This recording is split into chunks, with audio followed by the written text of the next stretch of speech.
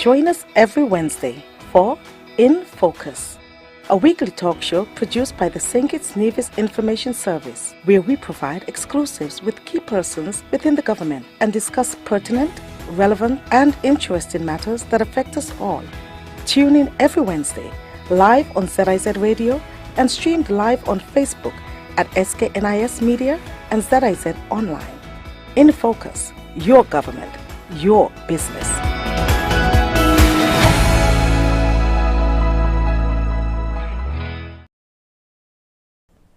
I'm Ian Richards. Welcome to InFocus, a weekly program where we zoom in on what's happening within and throughout the government, your government. With a pledge to improve the quality of healthcare in St. Kitts, the government, through the Ministry of Health, has initiated a systematic plan that focuses on upgrading the physical infrastructure, acquiring new state-of-the-art equipment, recruiting more specialists, and raising standards and accountability. How have these changes impacted service delivery, particularly at the Joseph and Franz General Hospital? Dr. Jenson Morton, the Director of Health Institutions within the Ministry of Health, is here to give some insight. Stay with us as we delve into your government, your business.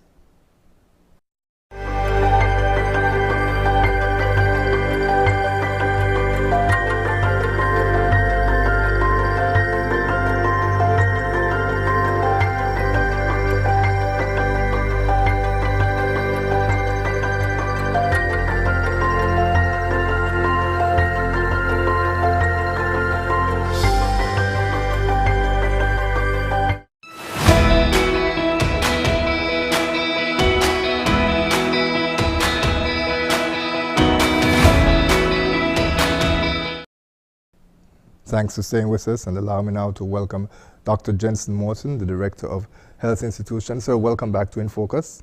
Hi, good afternoon. I'm glad to be here as well.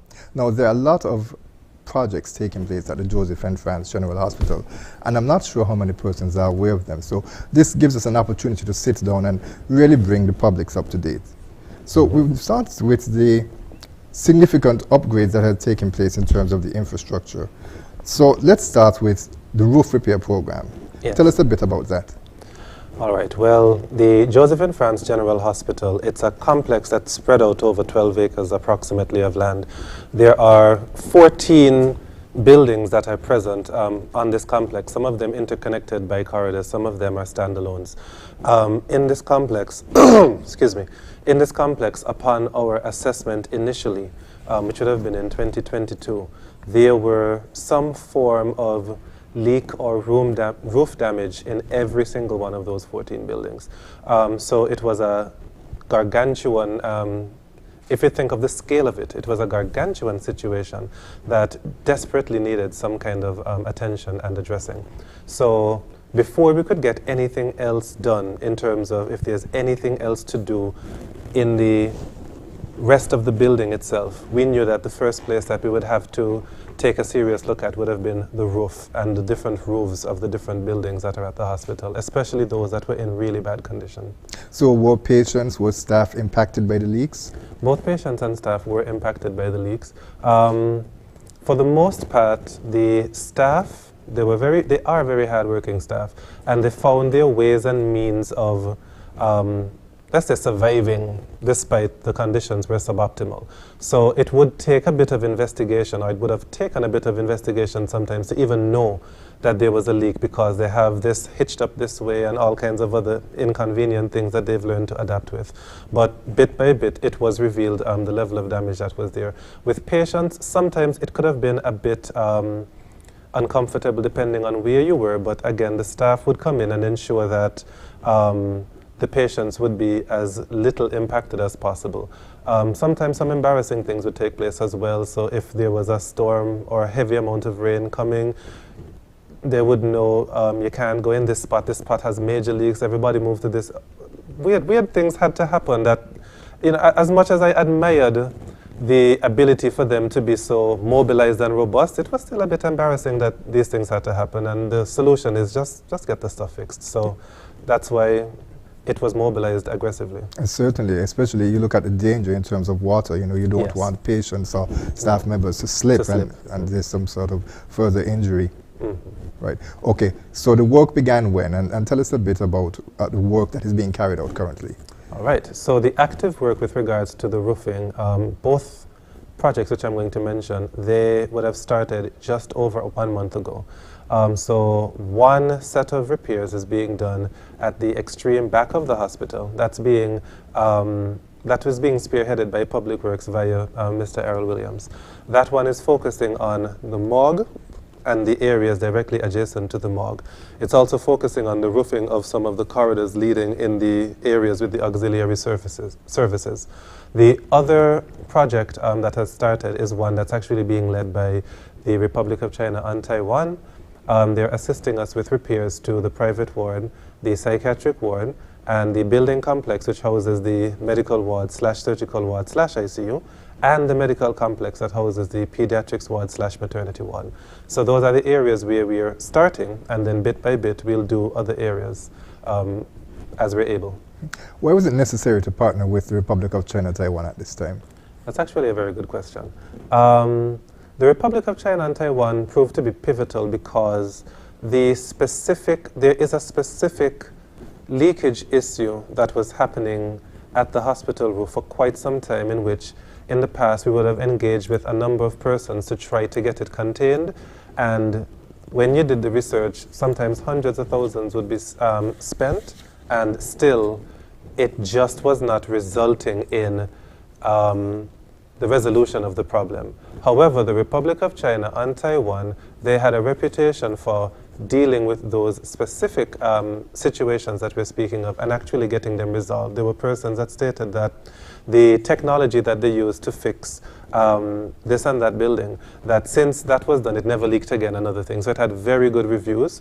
They were the ones that were incorporated to assist with an issue that was at government headquarters as well, and they had excellent reviews for the work that was done. So with all of that being said, we just decided that the perfect persons to engage with to get this done would have been them. And it has been very good since they started, even though it's not done yet. Are they working alongside local contractors? Because ideally you would want the transfer of knowledge to take place. Okay, ideally that would have been the best thing, but right now we're using them alone. That's actually something very good. I can look into trying to get some of that to happen, but right now it is them alone in their area and the local contractors in their area, but I will see how there can be a transfer of knowledge. So let's talk a bit about the morgue now. You mentioned that area. Yes. So the morgue, again, there are some parts of the hospital that were in gross disrepair. I can't call it anything else. The staff, again, I have to applaud them because some of them, they were working in some environs that were very unideal, but they were still, at the end of the day, just producing the work. So persons in the country, they didn't even know that persons were having to deal with this going to work every day. One of those areas was the morgue. There are a few other individual spots, but one of those was the morgue. It was a lot of things, from issues with the roofing to issues with the lighting, table, flooring, drainage, quite a few things that just seems like every couple of months something else would go bad and wouldn't be repaired properly. So it ended up becoming a pretty big project. And of all of the areas that needed, all of the areas that are regularly used that needed that level of attention, that was one that was definitely earmarked. So we have started that project. We're about 50% complete with that one. It's more than the roof, it's a bit more. We're about 50% complete with that one, but it's progressing. What else does it entail? There is an area just adjacent to the morgue. So there's going to be some minor expansion work that is done. So it's going to make it more comfortable for both the employees that are there as well as anyone else if there has to be some kind of consultation that takes place. Because right now, most people would tell you they usually stay outside. But now it's going to have the ability to be a little bit more accommodating. And of course the morgue is in the back, which most persons will not be familiar with because it's not a public access area, of course. No. It's a secure area. So. But it's also very important to ensure that the respect and the dignity of those who would have passed is maintained. Yes, that is true. So let's start also talk a bit about the foyer project, which involves the cable. That happens when, it's the first thing that when you enter the JNF hospital, or almost the government headquarters, that that it's where persons are welcome. And it's important that when they step in, that they are greeted in a way that really helps to encourage them. That's the perfect wording. One of the things that kind of bothered me all the time with the hospital was that when you enter it from its main entrance, it never used to seem that appealing. Psychology is important, and the mental impact of something, it can affect your mentality, and it can determine whether you really think that this place is a place of healing, that this place can offer the type of service that that I require at this point in time. And it's something that's actually very powerful. People underplay it a lot, but how a place looks, it even affects a lot of aspects of your behavior. So the hospital's issues with the foyer was that we found it was very dark. The color choices were not the best. It seemed clustered, it seemed cumbersome. It was a high traffic area, but it didn't seem to have that level of order, and it just didn't seem welcoming. It didn't have certain things like clear, proper, large signage, so sometimes people would enter and it's not difficult to just not know where you're going. There are signs there, but they're small or they're very high, very easy to miss. Sometimes when persons realize that an issue would happen, a sign would be requested, but it would take so long that they would just print something on a piece of paper and stick it somewhere to indicate it. So there's all these papers everywhere. So it ended up being a bit of a confusion. So it just happened to align with the cable. I don't think many people know, but I think they should know by now. The cable and our country's independence are on the exact same day. So they're the exact same age. So they were also celebrating 40 years. And they were approached to assist us with first just a slight refresher of the area, and then from that little pebble being rolled down the hill, it just became something to say we might as well just, instead of just a refresher, just make the place look decent. And it was agreed to, and so it became a much larger project. That is about, it's about 33% complete. There's a bit of a stall with it, which we should be able to get back on track within the next week and a half or so to be able to complete it for the general public. And so the whole idea in terms of when the project is complete, it will be transformed, how exactly? Well, the transformation is going to be multiple. It's going to be a new color scheme, a brighter color scheme, a better lighting scheme. Even aspects of the planters are going to get used now. They have these 2 planters that are there that don't have any use. They're going to get used. Even aspects of the eating area is going to be improved, because right now, I think that bar area has been empty for at least a decade. So it's going to be to get that up and running again as the main area that you can actually go there and get something to purchase to eat if you wish to.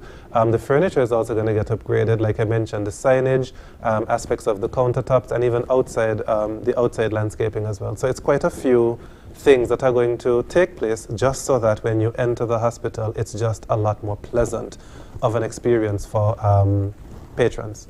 Now, of course, the kitchen, I understand, is also being renovated to some extent.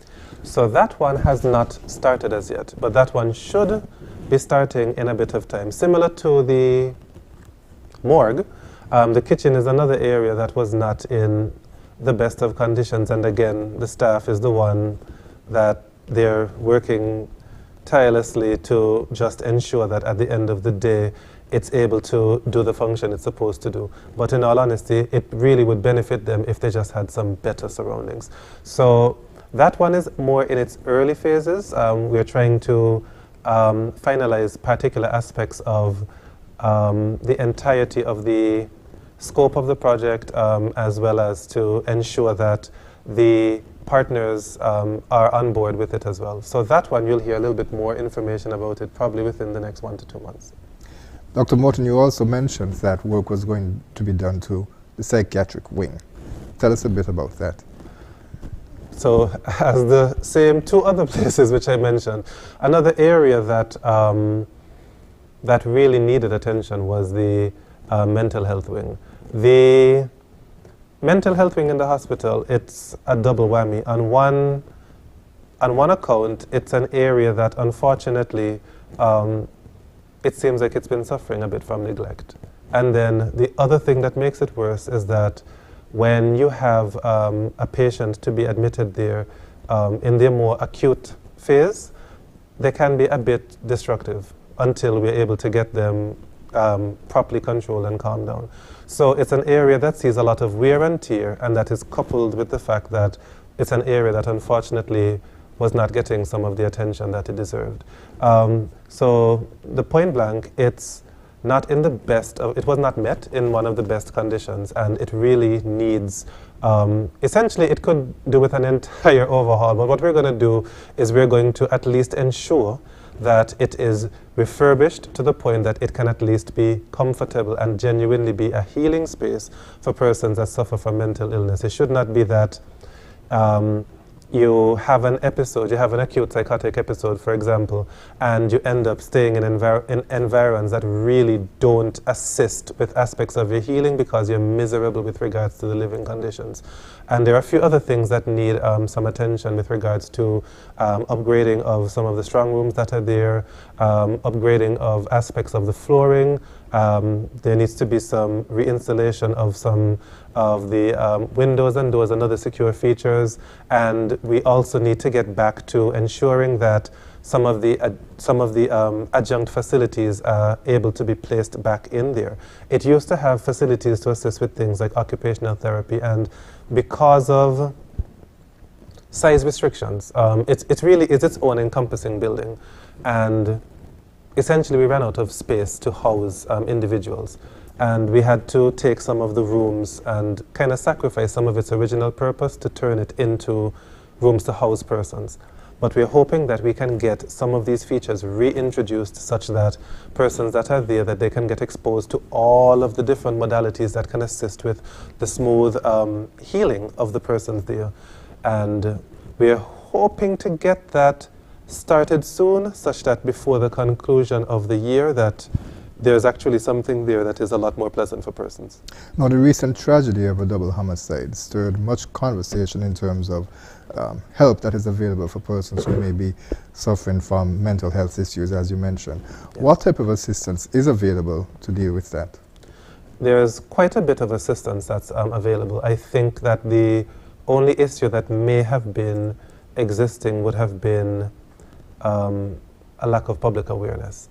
You try to be a bit sensitive with some of the information, but it really is something that persons should know where to go. There are multiple counseling areas, some run by the government, some otherwise, that persons can seek assistance from in the event of them needing that kind of assistance. We also, from the government's end, we have in Limekeel the Arthur Lake Mental Health Treatment Center that does a lot of work with regards to a center for the community outreach for persons that are struggling with particular aspects of mental health. Sometimes people think that mental illness, or people that need mental help, would be just persons that have like a serious diagnosed condition that's, specifically one that will make them stand out with gross misbehavior or something like that. That's not always the case. For persons that really are not of this former category, and they're more in the categories of persons that need help with things like a personal struggle with addiction, or persons that need help with feeling as if your life is spiraling and you can feel like it's like a depressive episode and you might be having thoughts of harming yourself or others, but it's not anything to make you act out for anyone to even know, then that is a place where you can go to begin the therapy that you would need. That is a center that can assist with regards to contacting the necessary counseling centers, contacting the necessary psychologist, or if needed, the necessary psychiatrist to assist you with those aspects of the struggle.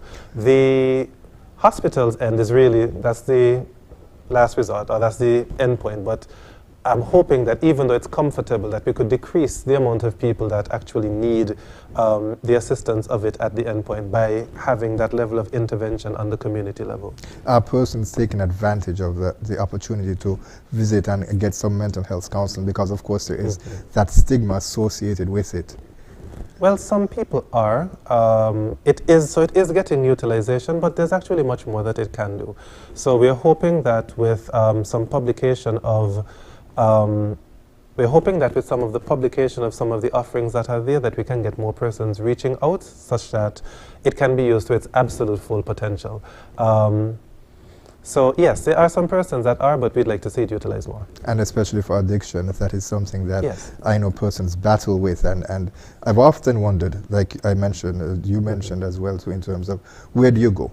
If you're trying to get off of alcohol, if you're trying to get off of smoking, whether it be cigarettes, marijuana, you're saying that assistance is available at the Day Treatment Center. Yes, the Day Treatment Center, it can either assist or it can at least arrange to point you in the right direction of the necessary authorities for you to be able to get that level of assistance that you need.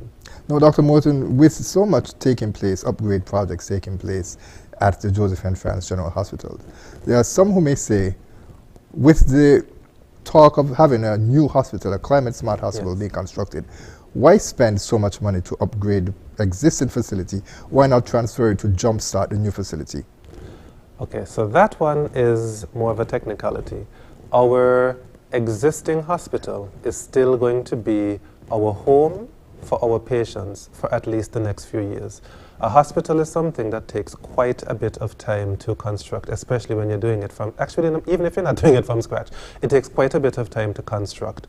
We're aiming for, well, the reason why it hasn't started as yet is because the work is being done to ensure that when it is time to start, that we can move at a breakneck pace without any sacrificing of quality, because everything is just that well organized to be able to jumpstart everything. But no matter how quickly we move, it still takes a few years for something like that to be in position.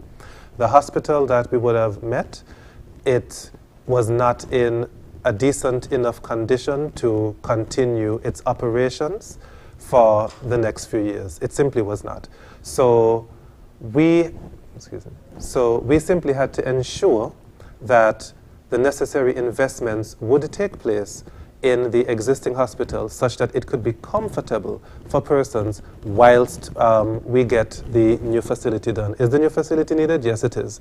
If it was possible to just do these necessary minor upgrades to the current hospital and that would be enough, that would be fine. But following the advice from the necessary advisors for things like accreditation, which is something that we are very much seeking to obtain, it would be so expensive, the level of remodeling that would have to be done on the existing hospital, it would be so massive that it would nearly have like 1.5 times the amount of expense as opposed to building a new facility. The bulk of the works that the hospital is undergoing right now, it is being done in collaboration with private partners, so the brunt of the expense is not being borne by the government itself. And I should also point out that the building will still be the property of the Ministry of Health, and it is earmarked for other purposes within the realm of the holistic approach to healthcare, even after we get the actual health institution or the primary health institution moved from its current location. And I will have the Minister of Health address some of those future prospects for the site in time at a future date. But just know that all of it is part of a grander scheme. So as much as we're fixing the foyer for it to be pleasant, it's not even just for it to be pleasant for 3 years. There is going to be a future use for that same site in which that same pleasant entrance will still be needed. And we'll inform the public as we go along. Okay. Now, of course, there also has been a lot of investment made in terms of upgrading the equipment there. And so we'd want to touch on that next. But before we do that, we're going to take a quick break. Okay. Stay with us. We'll be right back with more In Focus.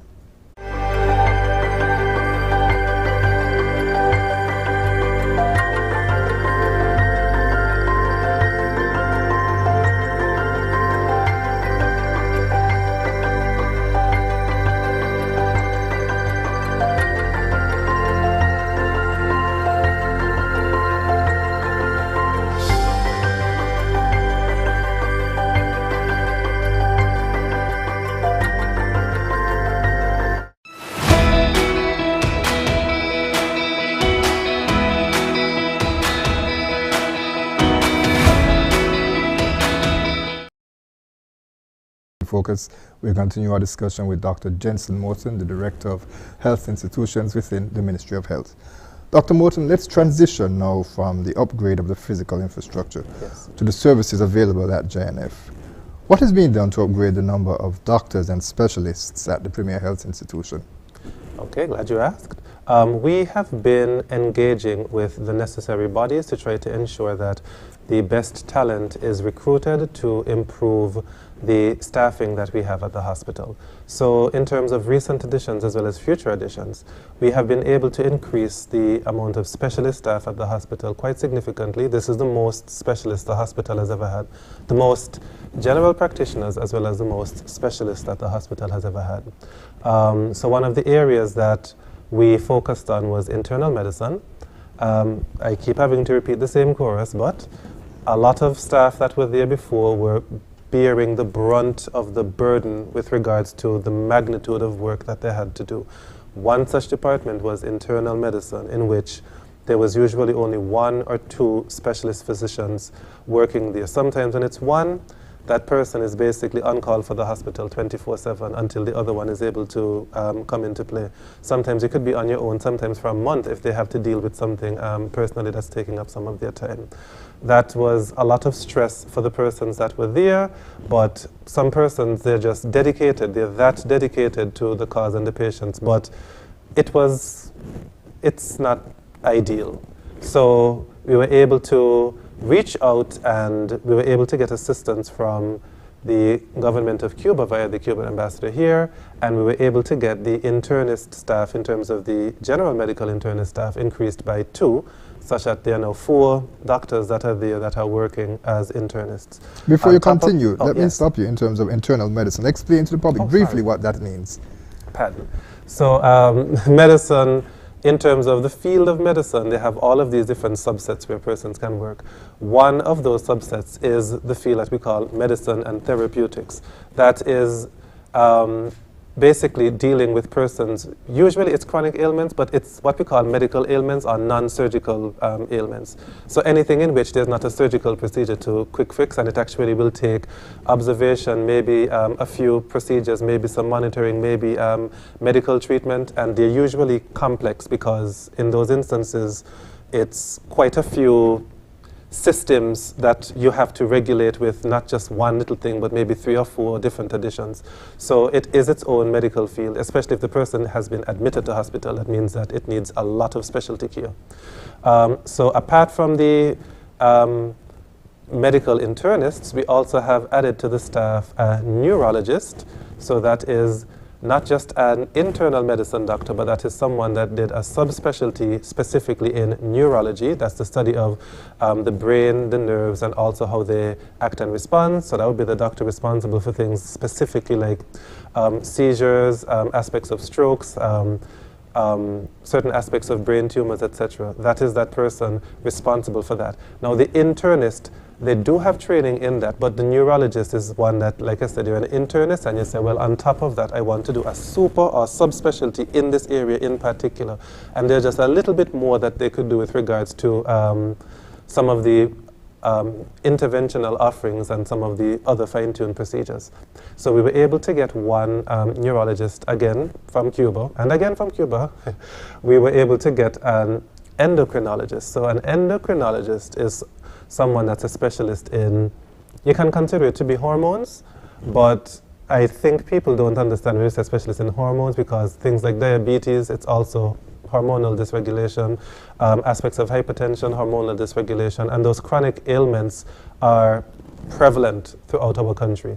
Again, the general practitioners, they deal with these on a daily basis. The internal medicine doctors deal with these on a daily basis, but the endocrinologist is, again, just like the neurologist, a super subspecialist in this in particular. And since we're having that issue, that person is going to be very important, not just on the hospital level, but also on the community level, to try to prevent persons from reaching to the levels in which they need hospitalization in the first place.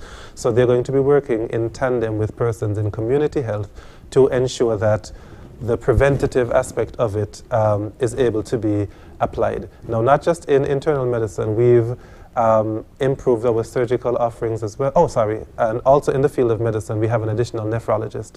That is the doctor that deals with kidney issues. So the dialysis center, it was always run by one nephrologist. And To put it simply, the thing that caused our eyes to open was when that one nephrologist had to go to Cuba for an issue, and we had to substitute with someone in the meantime. That person did have the support via telemedicine of a nephrologist, but that person, again, just like before, the staff taking up the bulk of the issues and not really complaining, just working. That person was sure to let us know, are you aware of the magnitude of work that this is, to be 24/7 in charge of all of these kidney people? And that's when we realized, oh, this is a lot to ask of one person. So we were able to get an additional nephrologist added to the staff. On top of that, to assist us with regards to our entire renal health program, to try to get more persons in the general public take better care of their kidneys. The additional doctor is going to again help with not just the community outreach, but with the last plan that the Prime Minister and Minister of Health had announced that we are going to be trying to launch shortly, which is the kidney transplant program. Now, although when you hear kidney transplant, you think that the most important part is just the surgical part of taking out kidney from person A and putting kidney in person B. That's just one part of it. The entirety of it is managed by the nephrologist. Before, to get them optimized for surgery, and after for the rest of their lives, with both the person that has one kidney, well, both of them will have one kidney, but both the person that donated the kidney as well as the recipient of the kidney, they will both need to have regular nephrology follow-up to ensure that they're kept in optimum health. So to ensure that that program can exist, as well as ensure that the other renal services of the hospital are kept up, it was necessary to have an additional nephrologist. But we've added a myriad of other specialties in terms of the medical specialists. We have more general practitioners than we ever had before as well. The last time I would have done a roster, I think we were at 25, because I think we're at 27, and 2 of them actually left to specialize. One of them, Dr. Pemberton, he left to specialize in gerontology. That is the study of the ailments that specifically afflict the elderly. And we are hoping for him to return soon, such that we could employ him in a grander scheme to improve the services at the Cardin home. But he will also be able to help nationwide, as we are a slowly aging population. And the other individual, Dr. Oh my, she's going to hate me. It's slipping me. But you could just tell us what field she went out to study. She went to study gastroenterology. So that's the study of the digestive system. And that's going to help us a lot with the colon cancer screening project, which we're still going to be launching, but I'll speak about it a bit later, because it also involves a piece of equipment. And amongst other things, such that there is a specialty of the GI tract that would be available to the population of St. Kitts and Nevis for specific ailments that would be affecting them. So because of that, we're down to, I think it is the last time I checked, 25 general practitioners between JNF as well as Pogson and Mary Charles. So apart from the medical doctors, we've also been recruiting more nurses every chance that we can get. We've been recruiting more nurses. We did not have enough nursing staff from the jump, and the nursing staff that was there, they really work lots of extra hours every single month just to ensure that the different wards are able to be appropriately staffed. So there is room for the absorption of more nursing talent. Of course, the issue is that the entire world is having a shortage of nursing talent, especially right now, first world nations, because so many people either quit their jobs or had a bad outcome at their jobs during COVID in those developed nations that they need all kinds of staff. So they've been tapping into the third world. I shouldn't call us third world, but they've been tapping into places outside of their nations, and they've basically been stealing medical talent. It's a tale as old as time. But we have been getting applications, nonetheless, for nurses, both local to start training at our CFBC, as well as persons from other territories that have completed their training and do have experience that wish to join the workforce. So that's something else. And of course, the final part would be the other technical staff. So the radiographers, we have 7 radiographers now, which is more than we've ever had. With regards to the lab staff, we are actively recruiting more medical technologists and some of them should start. The first 2 should be joining the staff within the span of the next month, and we will be recruiting more as time goes on. We have our own local staff, which we're very grateful for. 2 locals have actually started the process of getting their formal training in medical technology, and we're going to ensure that they get the support that they need such that we can get our own people to step up to the plate. But right now they do excellent work in the lab, so they're much appreciated. And also with regards to the pharmacy, we are recruiting more pharmacists. Again, within the span of about the next 3 weeks, a new pharmacist should be coming and more staff should be coming along the way. For pharmacy, we'd like to encourage as many people as are interested, if you have a science background, to please consider studying pharmacy. I think a lot of people, when they think of a job to have in a hospital, they think of doctor or nurse, and a lot of them don't know, well, we need people to work in the lab, we need people to work, actually the radiographers, we have a good amount, and more are still studying. So I think the word got out that that's a good job to have. But with pharmacy and with the lab, local talent, we've really been having some struggles with regards to persons in those areas. And that's the question that I also wanted to follow up with, in the sense that, is there a coordinated effort by the ministry working with the Human Resources Department, working with the Ministry of Education to get more of our locals interested in the medical field and to push them towards the needs that we have in St. Kitts and Nevis? That is something that is being coordinated, especially on the nursing end, by the Office of the Principal Nursing Officer. We've really been doing without the services, or we did without the services of a Principal Nursing Officer for 7 years, from 25 to 2022, so from 25 to January 2023. And that person is a key... You mean 2015? 2015 to right. 20... What did I say? Sorry. You said 25. So you're talking about from 2015 to 2023 January.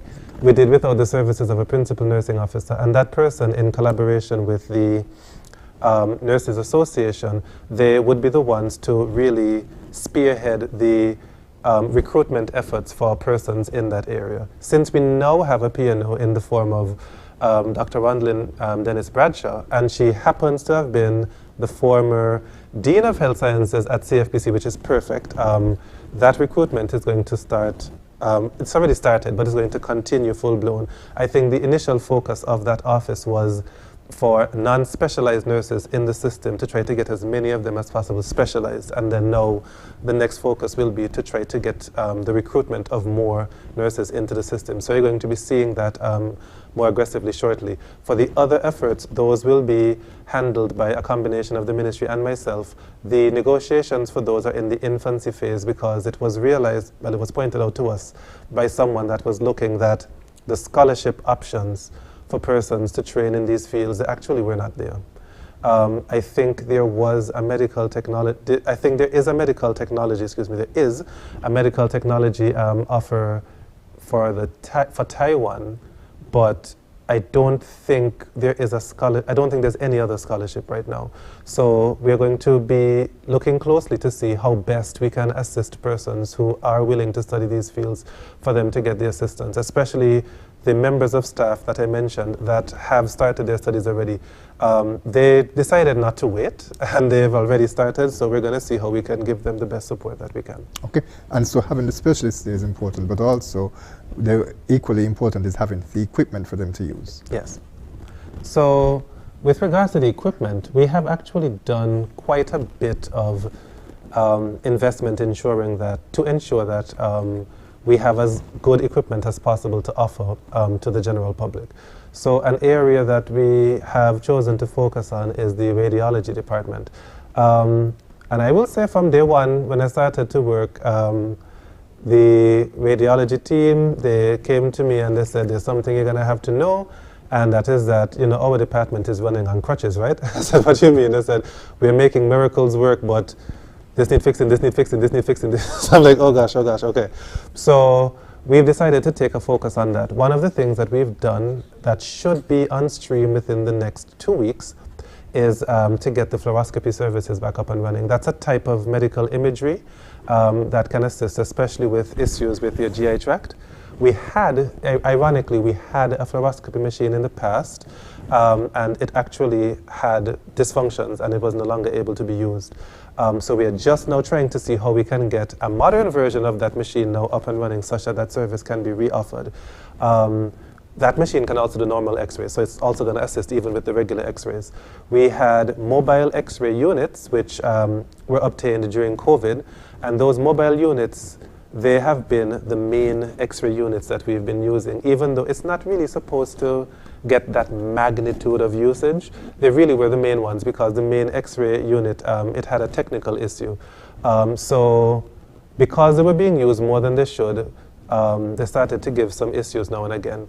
Those are in the process of being repaired, and they should be completely up and running shortly, such that the equipment is placed in the proper places, in the proper positions on the compound, rather than everything just being in the one department, that if you need some kind of study done, that it could be there.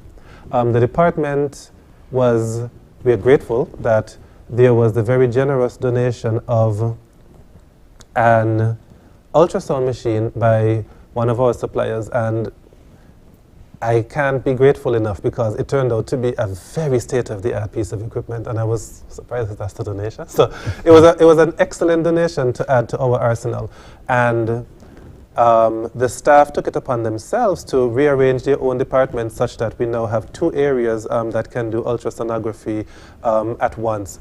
Because I forgot to mention, we also got an extra radiologist. So since we have 2 radiologists, we can do that. So that is something that we're going to try to outfit. The hospital had CT scan services available. The machinery for that, it was not owned by the government, and it had some issues.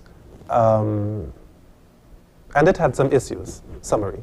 We have not had on-site CT scan services at the hospital for quite a few months, but the services that we need are being provided by one of the radiologists, Dr. Clark, because her facility is not far from the hospital, like a 1-minute ambulance ride away from the hospital. When that reached the attention of the Prime Minister, within a few days I got a phone call to say, and your CT scan machine is going to be coming. So it's going to be, so the machine has been paid for and ordered. We are just now in the process of ensuring that the room and other areas are outfitted such that it can be put in place. And it's scheduled to be put in place by the end of April. That's going to assist us tremendously with regards to persons being able to much more easily get access to that study. The other aspect of radiology that is there would be the MRI facility. That is something that, it was something that the PM really wanted to, when I say PM, I mean Prime Minister, of course. It was something that the Minister of Health and Prime Minister really wanted to get done as soon as possible. But there are some technicalities to ensure that it's done properly and safely and other things. So I'm pleased to say that that project, it should be starting shortly. It's a massive project. It's a project worth more than $4 million. So it's a massive project that's going to be undertaken at the back end of the hospital for us to have our own on-site MRI. Persons will be seeing the construction start within the next 2 weeks' time, and it's earmarked, as long as there's no act of God, it's earmarked to be able to be completed before the conclusion of this year, probably in about December of this year.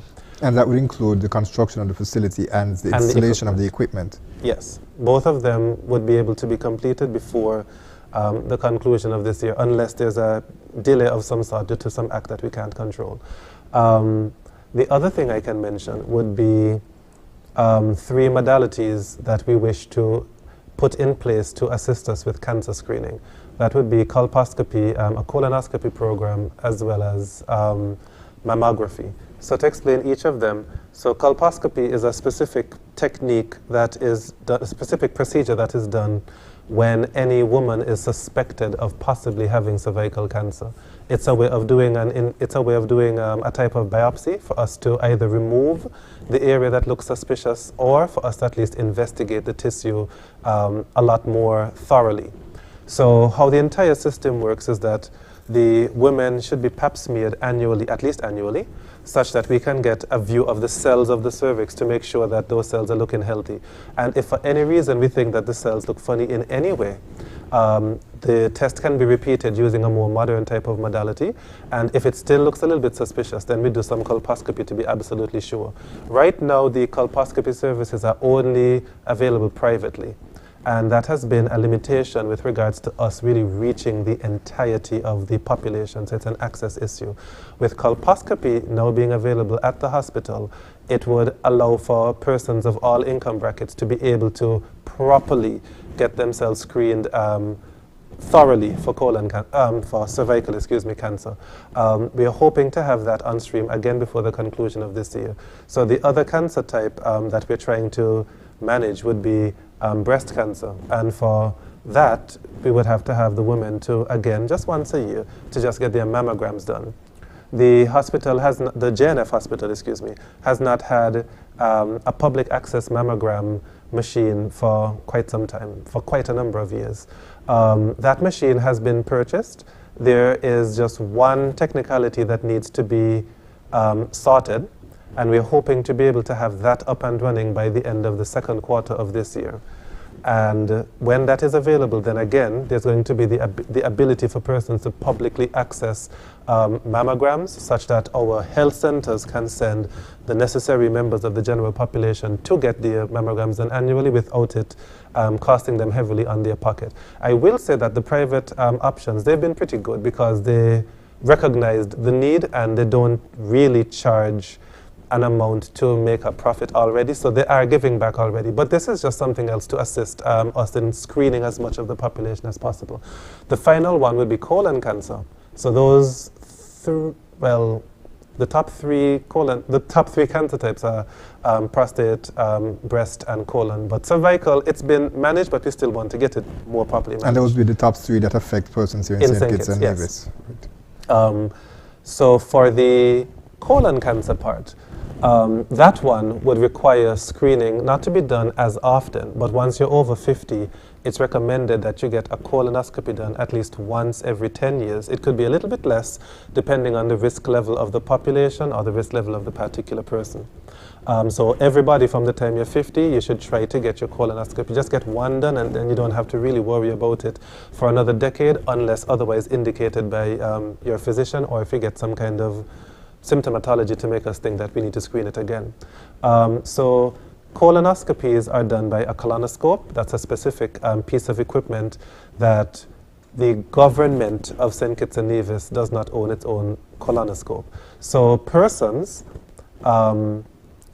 the private physicians, they do have that equipment and the service is available, but it's a very expensive piece of equipment. So it's not possible for us to force them to do it for free. They have to, because if the machinery is damaged, they have to be the ones to bear the grunt of the repair. It has to pay for itself. It has to pay for itself. So to allow for persons of the lower income bracket to have the access to a colonoscopy when they need it, it's necessary for the government to own its own equipment. So we are in the process of ensuring that that is 100% done. We do have something right now, but we're trying to see if we can get some new equipment to be able to offer that much more thoroughly, to even start maybe a screening, to start a screening program for persons that are in the vulnerable risk, persons 50 and over, or persons that have a family history of colon cancer, or a few other cancer types that can make you more predisposed to later development of colon cancer. And the other piece of equipment would be the EEG machine. So I mentioned the neurologist earlier. The main machine that a neurologist uses is an EEG machine, which is a piece of machinery that helps to track the brainwaves and the neuronal activity. That can help them to see quite a few things with regards to the progression of something like a seizure disorder, or how efficacious a particular type of medication is, or typing, or other things. That machinery was donated to us by PAHO. Very expensive machinery again. So it was a mammoth donation that PAHO gave to us, but we're very grateful for it. We are just finalizing the works of the housing area for it. We have the machine, but we have to put it in the proper area because it has to be housed in a specific location that has as little noise as any noise will disrupt the reading. So as in sound? Any sound. Right. Any sound would disrupt the reading. So it has to be a specific type of room with specific padding and in a specific location, all those things. So we are getting that finalized now, such that hopefully within the next 3 to 4 months maximum, I'm hoping, that we can have the EEG machine up and running. People have been calling and messaging because persons that do have that issue, they would have seen that we got the machine and they have been asking about it. Again, there is a private offering of the works, but it's the exact same thing. They acquire their own expensive machine, so it can't be for free. So we are hoping to have that service available to the general public shortly. And there's lots of other things, but I think I'm using up all the time. Right, and so we certainly would want to move on to customer service, which is very important. We know that the hospital, the Ministry of Health, that is, would have initiated a customer service training where persons from the doctors right down to the technicians to the persons who cook the meals, persons who janitorial services as well, too. All of them had to go through a customer service training that you mentioned the last time that you were here. Yes. How has that been working? How do you measure success, really? Well, the success of that, it's measured in different ways. One of the ways in which it's measured would be via surveys. We have been doing some random surveys which have been, well, we've always been doing surveys in the background. And there has been a clear uptick with regards to the appreciation of the general public of the services that are being offered, which indicates to us that there has been some positive impact of the customer service training on the overall levels of service that people receive. It's very careful. Of course, you'll always have, when I say always, I'm not like I'm accepting it, but just statistically, there always would be 1 or 2 off instances in which there might be an incident, or maybe just a misperception, a misconception of how something was said, such that it seems like an incident. And people have to be very careful not to let, basically don't incorrectly think that the person screaming the loudest is the majority. The fact is that the majority of persons, they have been saying that they are appreciative of the quality, or the improvement of the quality of care that they've been receiving. We also took the liberty of installing suggestion boxes throughout the hospital just to double it up apart from our own survey efforts. The final step that we're trying to put for the surveillance part, it's something that I'm working on with the new medical chief of staff, Dr. Wilkin. That would be to include as one of the necessary documents when you become admitted to hospital a quality assessment tool in which you fill out and you state everything that you witnessed, good, bad, everything, such that every single person that goes to hospital, we have something tangible to let us know with proper statistics, like not a sample now, like full statistics, n equals all, to know what the actual rating is from the general public of the quality of service. So that training went very well. It was coordinated by Mrs. Delcia Bradley King, and we did get a high level of participation. It wasn't exactly 100%. A few things happened that would have prevented a few persons, but we got the overwhelming majority of persons to go through that training. It's not something that's going to be a one-time thing. It's going to be established for it to be a mandatory part of employment that you just have to go through it. It's probably going to be every 2 years. It's not finalized as yet. But even if you know what we're going to say a million times, you still have to go through the training and you still have to repeat the training. It's still going to be reminded to you until it becomes second nature, because in many institutions that is already occurring in this exact same St. Kitts. The other thing that we are doing is that we have changed our human resource department. We founded a human resource department. There wasn't really a formal human resource department in-house in the Ministry of Health itself. It was using the government's We're using HR. the government's HR. It was a bit of an anomaly because in terms of the total number of persons working in a ministry, health is the biggest one. So it was a bit weird that some other ministries that were smaller, they had some in-house HR, but we never had any formal in-house HR.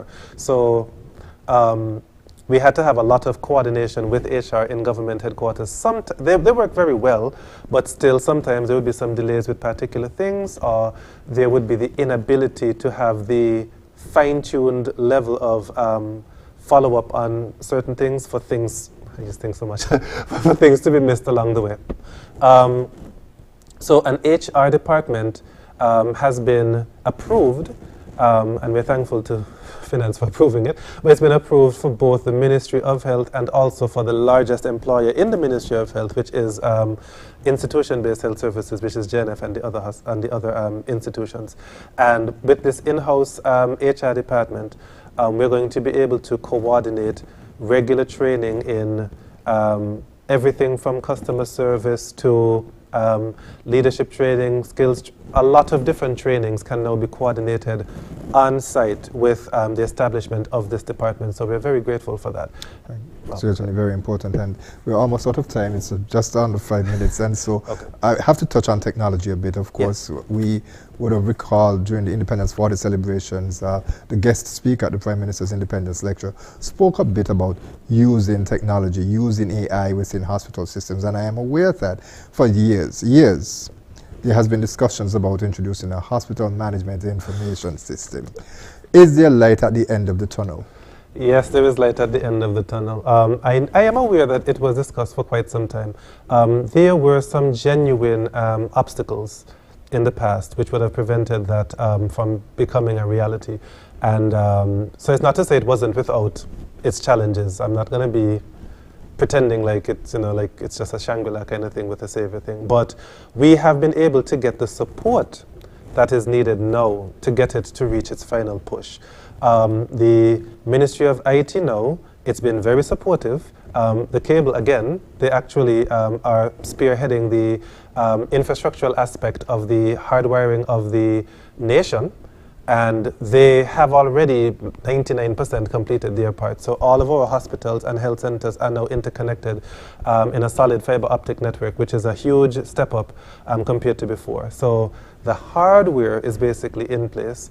The last remaining parts would be to get the appropriate software in place, the management of that software, the security features needed for that software to ensure that everything is safe and regulated with regards to access, and to also ensure that all of the staff gets training, because everybody's been writing, some people have been writing for 20 plus years, and to get them to know, use computer systems and typing everything, it sometimes takes a while. I know in some places in the States, when they introduced it for the first time, persons would write everything and then type at the end of the day before they got accustomed to inputting as they go.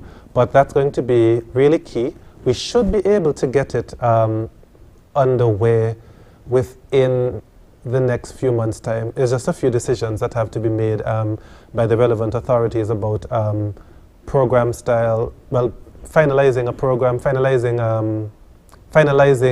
what's the term? Is a retailer? Not a retailer. Finalizing the... Internet service provider? No, the cable is doing that. The person providing the software, okay. the way they're slipping me, but to finalize that part, because they're going to also be assisting with aspects of management. And once that is in place, then we'll be able to roll it out bit by bit. I will say that separate to the health information system, which is the general system, the lab of the hospital has a lab information system which they were able to get installed in collaboration with PAHO. And the lab information system, it is on stream to start its test run by the 1st of March. So that's the first thing that's going to come on stream. And then bit by bit, we'll have the rest of the health management system be put in place. So that's on the horizon. And just for the benefit of the public, or those who are not aware, the HMIS, which is the Health Management Information System, it's basically your record digitized. Yes. So if I go to my personal doctor, if I go to a health center, they'll be able to pull up all of the information, yes. And they'll be able to see exactly what I'm treated for, what I'm allergic to. But an important part of that, of course, and it must be a part of the training, is confidentiality. Yes. That actually, even with just the lab information system, that's something that we're going through right now to just determine the types of access, limitations to access, and other things. This would assist a lot, because more and more persons, they would come asking for aspects of their medical records. We have some legal barriers to persons being able to access the entirety of their medical record, and it has to be via a physician still. All of those things are things that we would have to upgrade so that persons, it might reach a point in which every citizen could have an app on their phone and they could go and they could check specific aspects of their own health record using that, so that they have more control over the management of their own health care. But that's going to take a while. So for now, it's just so that persons can have easier access to their medical records, because right now it's being done manually and it's a bit tasking. Dr. Jenson Morton, we are out of time, and so we'd like to thank you very much for joining us for this edition of InFocus. Very comprehensive. Certainly, we'd love to have you back sometime to speak a bit more about some of the other upgrades that will be taking place. All right. I'm glad to have been here, and thank you for the opportunity. We'd like to thank you, viewers and listeners, for joining us for this edition of InFocus. We trust that you will join us next week at the same place, at the same time, for another edition. I'm Ian Richards. Join us every Wednesday for InFocus, a weekly talk show produced by the SKNIS Information Service, where we provide exclusives with key persons within the government and discuss pertinent, relevant, and interesting matters that affect us all. Tune in every Wednesday, live on ZIZ Radio and streamed live on Facebook at SKNIS Media and ZIZ Online. InFocus, your government, your business.